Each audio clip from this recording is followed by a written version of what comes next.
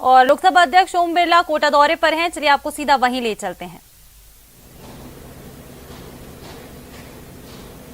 लेकिन आप जैसे नौजवानों से अपेक्षा है, आशा है, जनवरी के अंदर हम बड़ा एक स्टार्टअप का मेला लगाएंगे जिसमें जो टॉप स्टार्टअप है वो आएंगे यहां पर।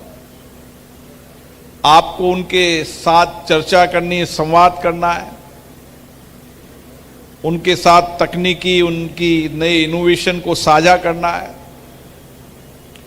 उन्होंने जो शोध किए उसको साझा करना है, और अपनी भौगोलिक स्थिति, अपनी व्यापारिक स्थिति, यहाँ का व्यापार, वहाँ का इंडस्ट्रीज, यहाँ की कनेक्टिविटी को देखते हुए उसको डेवलप करने की योजना बनानी। क्योंकि हमें हमेशा सीखते रहना चाहिए, सीखते रहने के साथ नए चीज़ों को रिसर्च करना, नए लोगों चीज़ों को देखना, और उसको किस तरीके से हम यहाँ पर कर सकते हैं।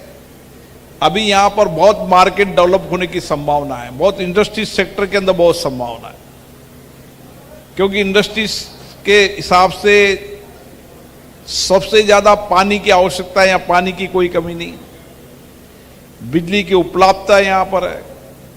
आने वाले समय दिल्ली बम्बई हाईवे बनने बाद और चंबल एक्सप्रेस हाईवे बनने के बाद देश को जोड़ने के हाईवे की कनेक्टिविटी अपने साथ बेटर है, रेल कनेक्टिविटी अपने साथ है, और आने वाले समय भविष्य के अंदर एयर कनेक्टिविटी भी होगी। तो कनेक्टिविटी के हिसाब से भी बेहतर तरीके का, और उसकी विशेष रूप से हमारे नौजवानों की क्षमता, इस पर काम करने की आवश्यकता है। क्योंकि अभी हमारे यहाँ ट्रेंड में पुराना पत्थर काटना, कोटा कचौरी, कोटा साड़ी, यहाँ तक हम सीमित हैं।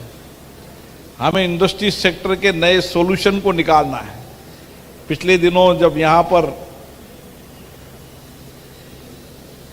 एक्सपो लगा था डिफेंस का, उस समय भी हमने देखा कि किस तरीके से आप जैसे नौजवानों ने डिफेंस के अंदर नए सॉल्यूशन देने का काम किया। आज डिफेंस इंडस्ट्रीज भारत में डेवलप हो रही है। हम 60% अपने आत्मनिर्भर आने वाले समय में, अभी भी हम कई देशों में एक्सपोर्ट करते हैं, आने वाले समय में एक्सपोर्ट हब डिफेंस का बनेगा।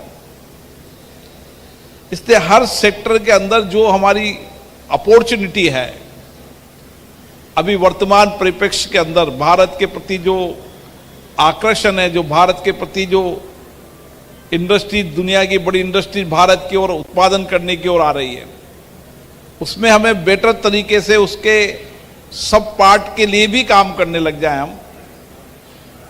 क्योंकि सबसे ज़्यादा हमारे देश में हमें पनपाना है तो लघु मध्यम इंडस्ट्रीज को पनपाना है, और लघु मध्यम इंडस्ट्रीज ही बेहतर सॉल्यूशन दे रही है।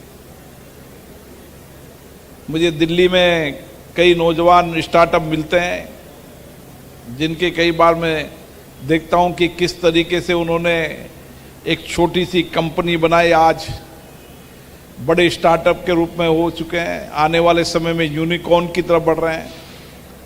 और सबसे बड़ी बात है कि नया मैंने एक परिवर्तन देखा। आज जितने भी फाइनेंशियल इंस्टीट्यूशन है बड़े बड़े, एक फाइनेंशियल इंस्टीट्यूशन का एक बड़ा हब बन गया है जो ऐसे स्टार्टअपों को फाइनेंस करना चाहते हैं। और नए फाइनेंशियल जो इन्वेस्ट करने वाले वो भी नौजवान हैं, उन्होंने भी बड़ा एक मार्ग